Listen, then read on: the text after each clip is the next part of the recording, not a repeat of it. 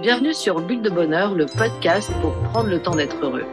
Je suis Raphaël Defoucault, chercheuse inconditionnelle de Bulle de Bonheur. Aujourd'hui, nous vous proposons notre numéro 82. Le micro de Bulle de Bonheur voyage virtuellement en France cette semaine. Je suis toujours à Boston et Bernard Gerbeau est au Porge. Nous avons chacun en commun vue sur l'Atlantique, mais chacun de son côté. Une fois de plus, vous allez le découvrir, les gens heureux ont aussi des histoires. Et quelles histoires! Passionné d'aviron, Bernard, vous avez 72 ans. Vous aimez vous lancer des défis sportifs. Après avoir participé plusieurs fois au Tour du lac Léman, vous avez traversé l'océan Atlantique à la rame avec 3 coéquipiers sexagénaires en 39 jours seulement. Bernard, vous avez 2 records du monde à votre actif. Celui de l'équipage le plus âgé à avoir traversé un océan et aussi l'équipage ayant réalisé la plus rapide traversée de l'océan Atlantique à la rame sur ce parcours. Et j'aime quand vous dites que votre objectif est de montrer que les seniors peuvent faire de l'aviron ou tout autre sport, mais surtout qu'ils peuvent vivre leurs envies, réaliser leurs rêves à partir du moment où ils se préparent. Et que tout ça, ce n'est pas une question d'âge.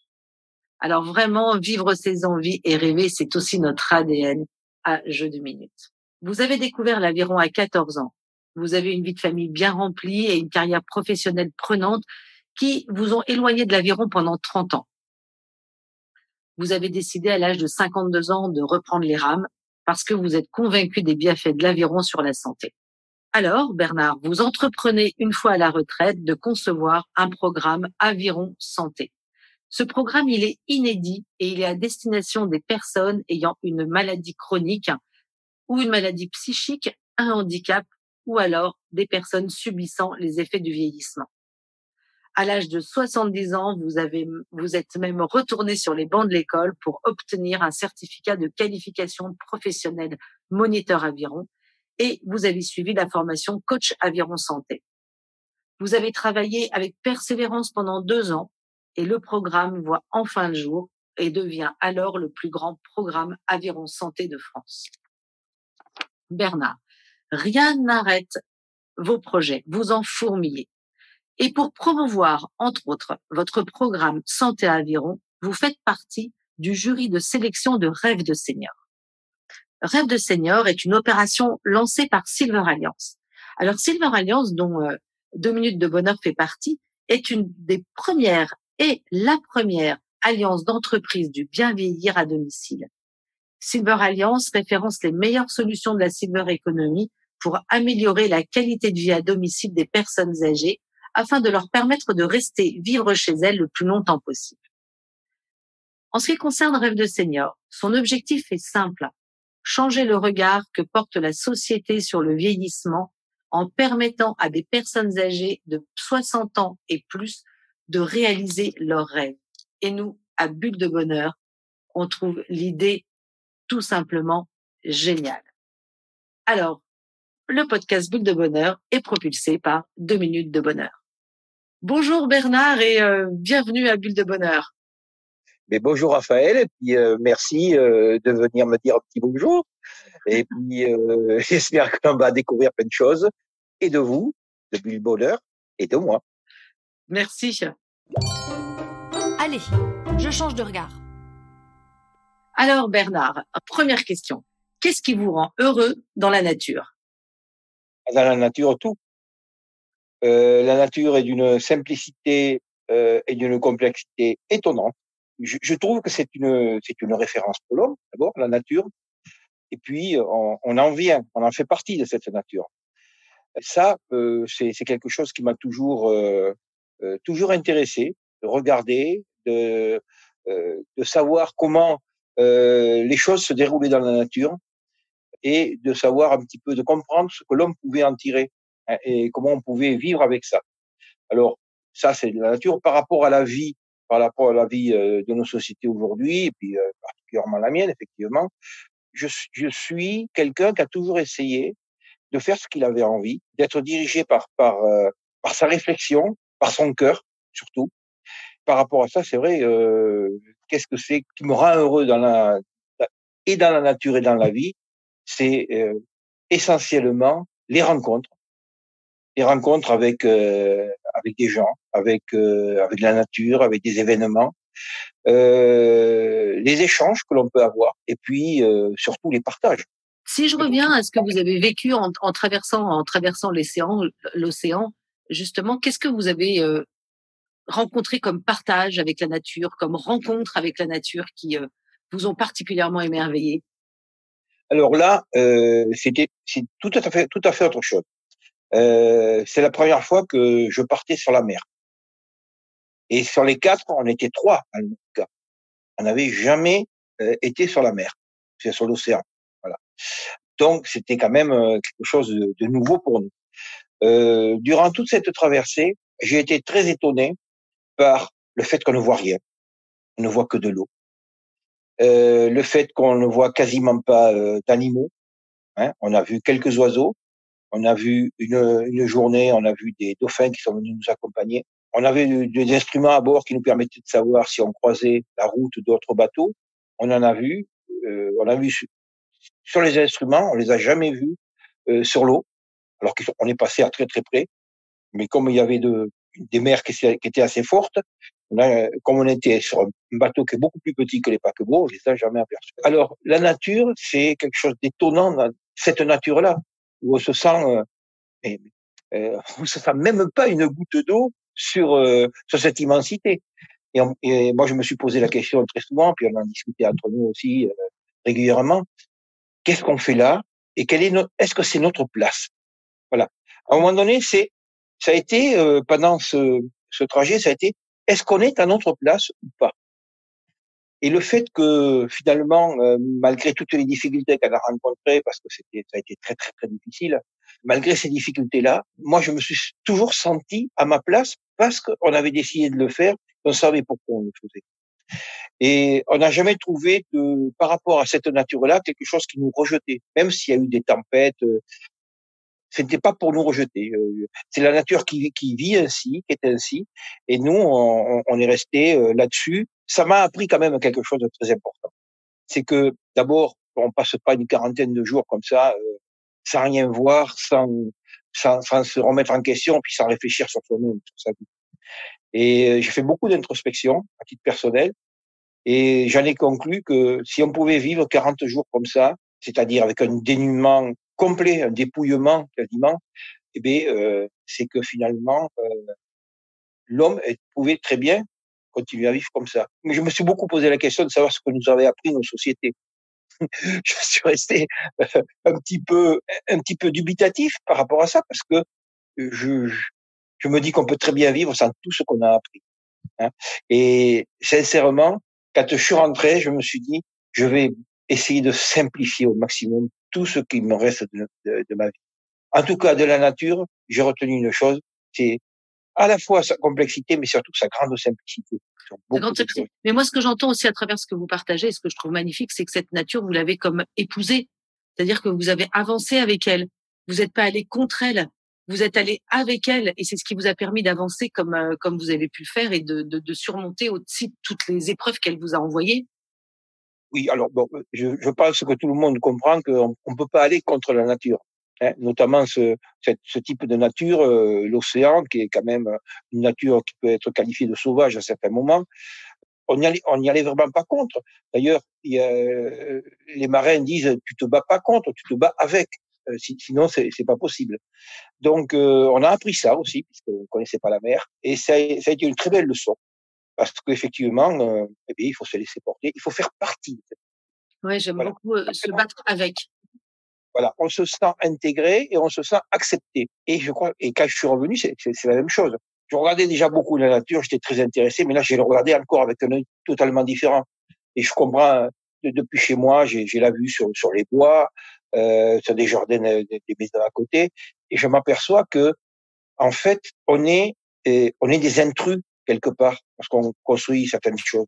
Et le confinement là que l'on subit, au premier confinement, je l'ai encore plus, là, j'ai encore plus remarqué parce que c'était beaucoup plus frais pour moi cette traversée. J'ai remarqué que les animaux reprenaient possession un petit peu et se rapprochaient. J'ai vu des biches, des chevreuils qui venaient très très près des maisons alors qu'avant ils ne les venaient pas. Enfin, je les voyais pas. J'ai vu des oiseaux que j'avais jamais vus. Et j'ai un voisin qui est ornithologue amateur et qui me disait qu'il y avait à peu près 40 à 50% d'espèces d'oiseaux qui n'étaient pas visibles avant et qui étaient là pendant le confinement. Donc la nature reprend un petit peu ses droits à certains moments. Donc c'est une belle leçon pour nous, c'est-à-dire que pourquoi les déranger puisqu'on on vit avec eux et c'est eux qui sont chez eux quoi quelque part. Alors voilà, la simplicité, ce serait ça, c'est comment vivre en bonne harmonie, hein, en bonne harmonie avec l'ensemble du monde et l'ensemble de la nature. Alors Bernard, notre deuxième question. Une valeur humaine qui vous rend heureux. Ah, qui me rend heureux. C'est pas comme la valeur humaine que je trouverais la plus intéressante. Celle qui me rend heureux, c'est de voir que les gens sont responsables. Responsables d'eux-mêmes, responsables de ce qu'ils font. Là, ça me rassure parce que on ne doit pas attendre des autres quelque chose que l'on a envie. Hein. Je crois qu'il faut être dans l'action, on doit être responsable et responsable vis-à-vis des autres. Et ça englobe le respect là. Je trouve que c'est la plus belle des valeurs humaines, c'est le respect de toute chose, des autres, et donc on se responsabilise par rapport à ça. Maintenant, si vous m'aviez dit quelle est la plus belle valeur humaine que je trouve, je vous aurais répondu un peu comme Diogène, à savoir, c'est le franc-parler. La franchise est quelque chose qui m'a toujours porté, et la reconnaître chez les autres, c'est quelque chose que je trouve, ça peut être, c'est quelque part un acte de courage. Parce que les cultures nous ont appris à faire attention, la civilisation, ceci, cela, font que à chaque fois on nous dit attention à ce que l'on fait, à ce que l'on dit. Donc le franc-parler, c'est oser, et je trouve que c'est un acte de courage. J'attends rien de moins de mes amis que juste ils soient francs avec moi. Voilà, qu'ils me disent ce qu'ils pensent de moi quand ça va pas, et ça arrive. Et donc je trouve ça très très bien. Et puis, c'est aussi une forme de respect, le respect de l'autre. Avoir une parole juste, hein. C'est très, Oui. très, très chouette. Bernard, notre troisième question. Un événement qui vous a rendu particulièrement heureux. Mais je vais être très, très embêté pour vous répondre. Un événement, il y en a tellement. Ah J'ai ben. eu une vie très riche, j'ai eu cette chance-là, et il y a une foule d'événements qui m'ont rendu heureux. C'est-à-dire que j'arrive même aujourd'hui à me dire, mais je suis heureux de peu de choses. Donc c'est assez intéressant parce que je suis souvent gai grâce à ça. Donc je me dis que en fait c'est facile pour moi d'être de me sentir heureux. Voilà. Alors un événement, j'ai deux enfants, j'ai deux filles. Leur naissance m'a transporté vraiment. Ça a été quelque chose de fabuleux et j'y repense très souvent parce que c'est resté en moi. Je me dis que j'ai découvert une joie et un bonheur que je n'avais pas connu jusque-là. Ensuite, d'autres éléments heureux. Ah, il y a un moment qui me vient tout d'un coup à l'esprit, c'est un moment de grande, d'intense émotion. J'en ai eu beaucoup, mais celui-là, il me revient, je sais pas pourquoi. Il y a 6-7 ans, j'avais créé un programme d'aviron santé à Marmande, comme vous l'avez dit tout à l'heure, qui en fait était le plus grand en France. Et j'ai le souvenir que au bout d'un an, il y a une journaliste du journal Sud-Ouest local qui était venue m'interviewer et puis voir un petit peu comment fonctionnait ce programme. Et je lui ai fait visiter les bâtiments, elle avait vu comment on travaillait, tout ça. Et puis elle me dit, bon, je vais partir. Et à ce moment-là, je lui ai dit, mais attendez, il y a des bateaux qui arrivent et ce sont des gens qui suivent ce programme. Alors venez, je vais vous le présenter. Puis je rapproche, puis je lui dis, alors je vous présente Marie-Louise, 83 ans aujourd'hui, qui est venue apprendre à 82 ans l'aviron. Wow. Je fais cette parenthèse parce qu'on ne vient pas me dire que quand on est âgé, on peut pas apprendre. Cette dame avait eu des problèmes de santé, mais alors énormes et à répétition. Et je l'aide à sortir de bateau. Et puis elle commence à discuter avec la journaliste. Et puis la journaliste lui dit, là, vous vous sentez bien? Ah oui, ça c'est bien. C'est bien ce qu'on fait, elle lui dit. Puis elle dit, mais à lui, je lui en veux, en me montrant. Alors, le journaliste étonné, le journaliste étonné qui dit ah bon et pourquoi? Elle dit parce que vous voyez, je suis venu ici, on était 4 copines. Mais aujourd'hui mes copines ne veulent plus sortir avec moi parce que je parais 10 ans de moins. Oh, Eh bien, énorme. écoutez, je peux vous dire que ça a été un moment d'une intense émotion, c'était incroyable.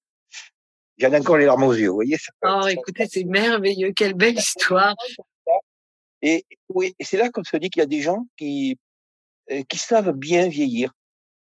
Et cette dame en faisait partie. Elle en fait partie des gens qui savent bien vieillir. Et aujourd'hui, puisque vous l'avez annoncé tout à l'heure aussi, effectivement, je participe à Rêve de senior, qui est un projet qui est là pour essayer d'aider des seniors et essayer de voir si on peut les aider à construire un rêve qu'ils ont en tête. Ça a été le fil conducteur. Ce qu'on souhaite, c'est que les gens vieillissent bien. Voilà, partent vers un bon vieillissement. Le vieillissement, c'est quelque chose d'inéluctable, hein, pour ceux qui avancent en âge. Alors là, je vais rejoindre quelque chose je parlais de respect tout à l'heure et de responsabilité. C'est la même chose. On doit se respecter pour pouvoir respecter les autres, à mon sens.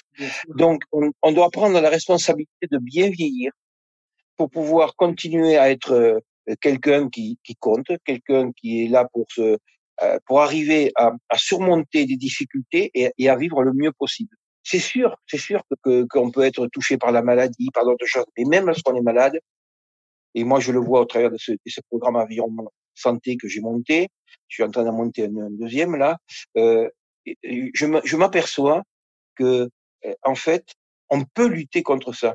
Et il y a une certaine forme de bien-être qui en ressort, c'est sûr, mais également de contentement de soi.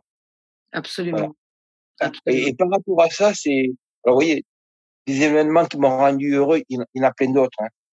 Le, la traversée, ça n'est un. Ce qui m'a rendu heureux, c'est être arrivé pour pouvoir démontrer ce qu'on voulait. C'est-à-dire que c'est pas l'âge qui peut retenir les gens. À partir du moment où on se prépare, le fait que on soit à la retraite, qui nous classe tout de suite dans les gens qui ne peuvent plus rien faire. Mmh. On a les mêmes envies à 70 ans, puisque j'ai 72 ans aujourd'hui, on a les mêmes envies qu'à 30 ou qu'à 40. Et je peux imaginer qu'à 90, il y aurait encore si j'y arrive, les personnes qui y sont, ont les mêmes envies que lorsqu'ils avaient 50 ou 60 ans. Pourquoi, tout d'un coup, leur dire, mais non, c'est fini, vous êtes quelqu'un de vieux, d'âgé, de senior, c'est fini, vous n'avez plus le droit de ces envies. Tout à fait, tout Je à même fait. pas, Et ça, c'est quelque chose pour lequel je lutte énormément, c'est le fait de cesser de regarder un senior par rapport à son corps et ses dysfonctionnements du corps. Et que derrière, il y a des émotions, il y a des envies de partage, il y a une imagination qui est à développer. Et l'imaginaire, c'est quelque chose qui est tellement nécessaire au bien-être. Et si on sait développer tout ça, c'est comme ça aussi qu'on est en santé. Donc, c'est vraiment des choses que nous, là, 2 minutes, on défend énormément. C'est très bien, c'est très bien. Je vais vous donner juste une petite anecdote. Il y a quelques mois, je rencontre une dame, je discute avec elle, et puis cette dame que je trouvais très ouverte par rapport avait des valeurs, et puis je lui demande d'où elle sortait ça. Et puis elle me dit, ben écoutez, j'ai été infirmière et j'ai travaillé en EHPAD.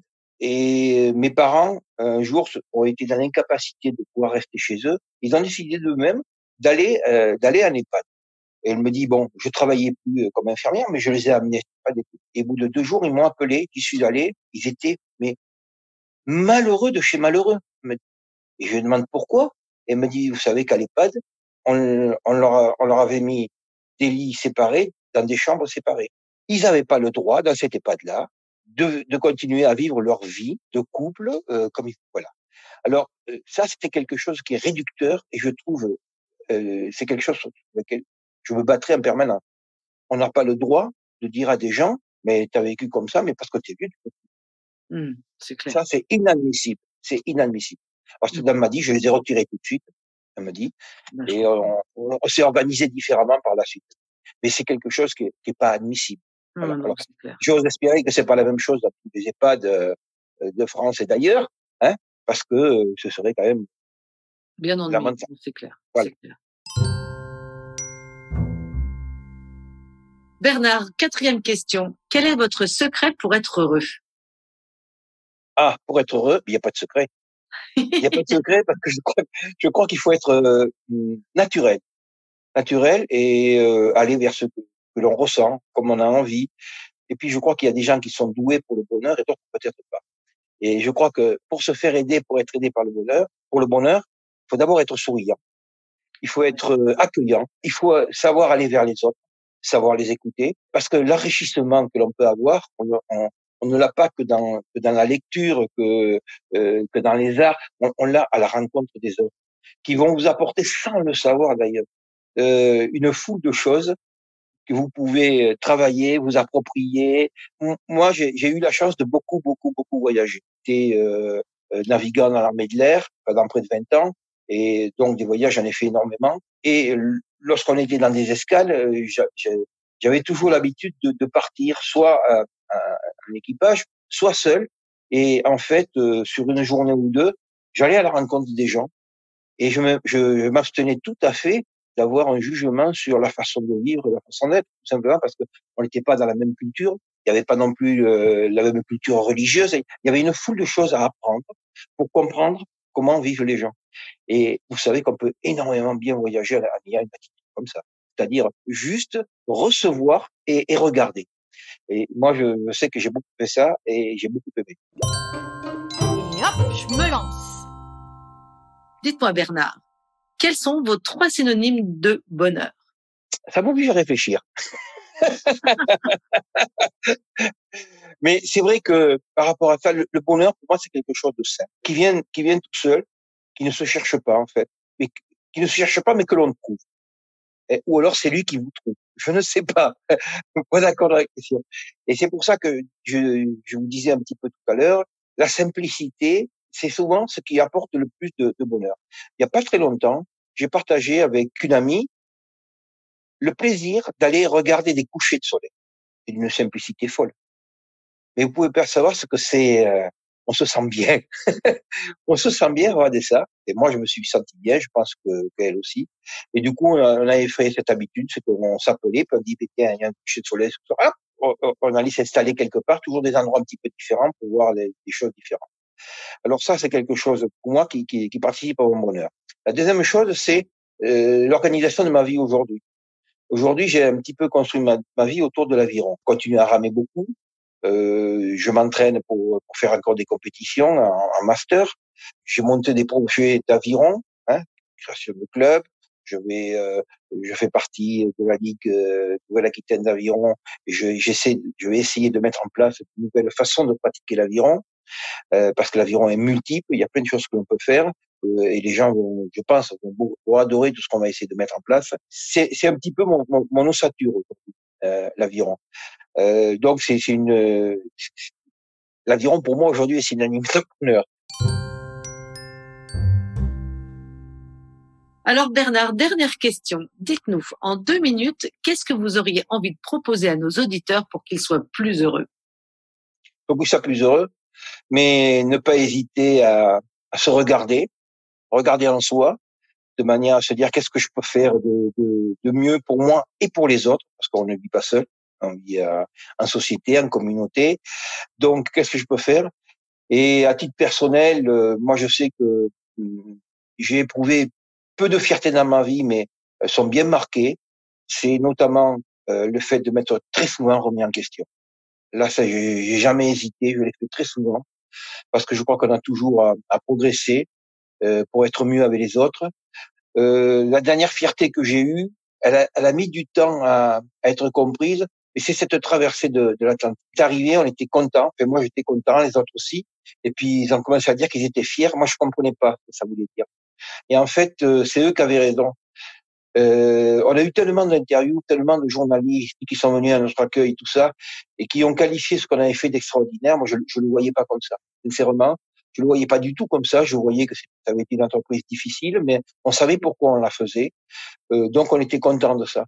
Et puis après, c'est quand le temps a passé, et c'est au moins 5-6 mois après que j'ai compris que, effectivement, comme on avait atteint cet objectif, de la meilleure façon qui soit, on pouvait en être fier. Voilà. Mais j'ai mis du temps à le comprendre. C'est surtout le fait de se remettre en question qui, à mon sens, permet très certainement de toucher des petits bonheurs, des grands bonheurs, et de se sentir bien. Si on n'est pas bien, c'est qu'on a manqué quelque chose, on rate quelque chose. Voilà. Donc je crois qu'il faut regarder en soi si on trouve qu'on n'est pas heureux. Tout ne vient pas de l'extérieur. Hein. Je crois que c'est nous qui devons en nous-mêmes changer, avoir un autre regard sur nous-mêmes pour avoir un regard plus adapté à notre environnement. Voilà, c'est ce que je pense. C'est magnifique. Alors, écoutez, pour clore cette interview, on a une petite tradition. On termine toujours en beauté avec ce qu'on appelle la petite mousse de la semaine. Et en fait, c'est une citation.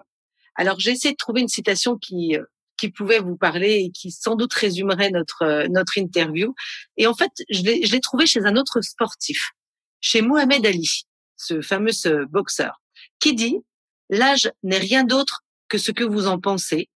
Vous êtes aussi vieux que vous estimez l'être. » Là, je suis tout à fait d'accord avec ça.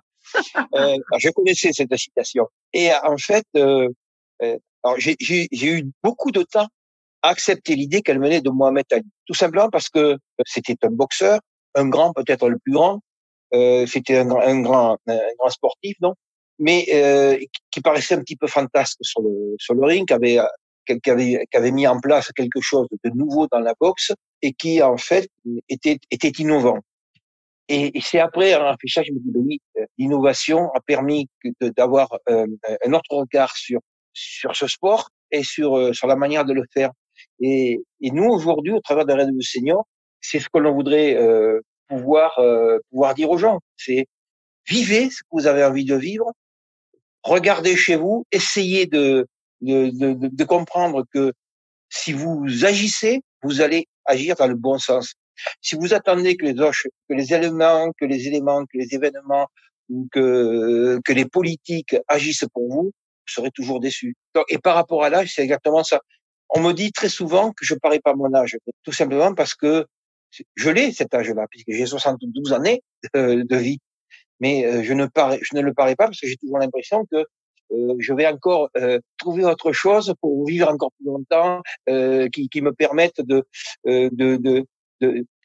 d'avoir l'œil allumé, le regard et l'oreille très ouverts sur les autres, parce qu'on a besoin de rêver.